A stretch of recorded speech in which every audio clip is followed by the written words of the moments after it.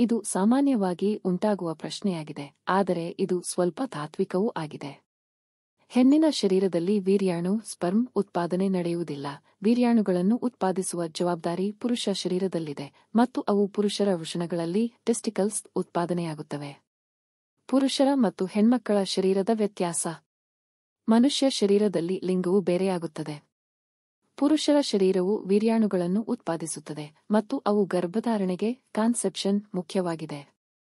ಪುರುಷರ ಶರೀರದಲ್ಲಿ ವೀರ್ಯಾಣುಗಳು ವೃಷಣಗಳಲ್ಲಿ ಟೆಸ್ಟಿಕಲ್ಸ್ ಉತ್ಪಾದನೆಯಾಗುತ್ತವೆ ಮತ್ತು ಇವು ವೀರ್ಕೋಶ ಸ್ಪರ್ಮ್ ಸೆಲ್ಗಳಾಗಿವೆ. ಹೆಣ್ಣಿನ ಶರೀರದಲ್ಲಿ ಅಂಡಾಣುಗಳನ್ನು ಓವಂ ಉತ್ಪಾದಿಸುವ ಜವಾಬ್ದಾರಿ ಇದೆ. ಈ ಅಂಡಾಣುಗಳು ಓವಾರಿಗಳಲ್ಲಿ ಅಂಡಾಶಯ ಉತ್ಪಾದನೆಯಾಗುತ್ತವೆ.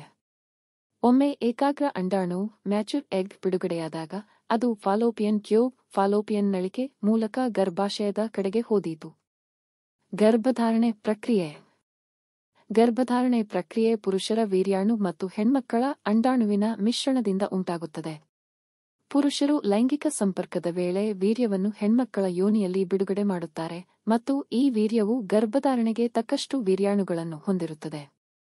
ಈ ವೀರ್ಯಾಣುಗಳು ಹೆಣ್ಮಕ್ಕಳ ಶರೀರದ ಒಳಗೆ ಹೋಗಿ ಅಂಡಾಣುವನ್ನು ಗರ್ಭಧಾರಣೆಗೆ ತರುತ್ತವೆ. ಹೆಣ್ಮಕ್ಕಳ ಶರೀರದ ಬಯೋಲಜಿಕಲ್ ಪ್ರಕ್ರಿಯೆಗಳು. ಹೆಣ್ಮಕ್ಕಳ ಶರೀರದಲ್ಲಿ ಸ್ವಂತ ವೀರ್ಯಾಣುಗಳಿಲ್ಲ, ಆದರೆ ಅಂಡಾಣುಗಳು ಇರುತ್ತವೆ. ಈ ಅಂಡಾಣುಗಳು ಓವಾರಿ ಅಂಡಾಶಯಗಳಲ್ಲಿ ಉತ್ಪಾದನೆಯಾಗುತ್ತವೆ ಮತ್ತು ಪ್ರತಿ ಮಾಸದ ಚಕ್ರದಲ್ಲಿ ಮೆನ್ಸ್ಟ್ರುವಲ್ ಸೈಕಲ್ ಒಂದು ಅಂಡಾಣು ಕ್ವಾರ್ಟರ್ ಮಾತ್ರ ಒದಗುತ್ತದೆ. ಇದು ಒಮ್ಮೆ ಗರ್ಭಧಾರಣೆ ಸಂಭವಿಸದಿದ್ದರೆ ಮೆನ್ಸ್ಟ್ರುವೇಷನ್ ಮಾಸಿಕ ಧರ್ಮ ಪ್ರಕ್ರಿಯೆಯಲ್ಲಿ ಹೊರಗೆ ಬರುತ್ತದೆ. ಗರ್ಭಧಾರಣೆಯ ಬಗ್ಗೆ ತಿಳಿದಿರಬೇಕು. ಗರ್ಭಧಾರಣೆ ಎಂದರೆ ಪುರುಷನ ವೀರ್ಯಾಣು ಮತ್ತು ಹೆಣ್ಮಕ್ಕಳ ಅಂಡಾಣುಗಳ ಮಿಶ್ರಣದಿಂದ ಉಂಟಾಗುವ ಹೊಸ ಜೀವದ ಉದಯ.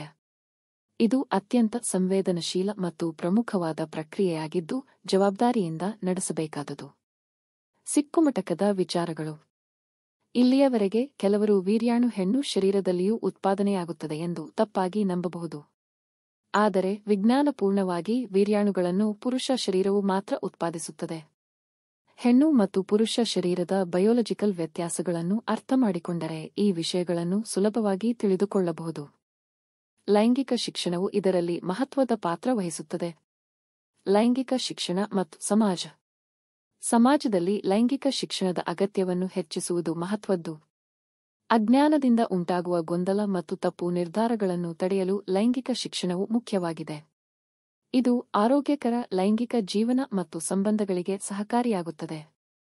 ಲೈಂಗಿಕ ಶಿಕ್ಷಣವು ನಮ್ಮ ದೈನಂದಿನ ಜೀವನದ ಅವಿಭಾಜ್ಯ ಅಂಗವಾಗಿ ಅನೇಕ ದಾರಿ ತೋರಿಸುತ್ತದೆ.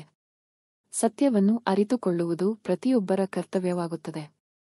ಈ ಪ್ರಶ್ನೆಗೆ ಉತ್ತರಿಸಿದ ನಂತರ ನೀವು ಆ ವ್ಯಕ್ತಿಗೆ ಲೈಂಗಿಕ ಶಿಕ್ಷಣದ ಬಗ್ಗೆ ಮತ್ತಷ್ಟು ಮಾಹಿತಿ ನೀಡಲು ಪ್ರಯತ್ನಿಸಬಹುದು.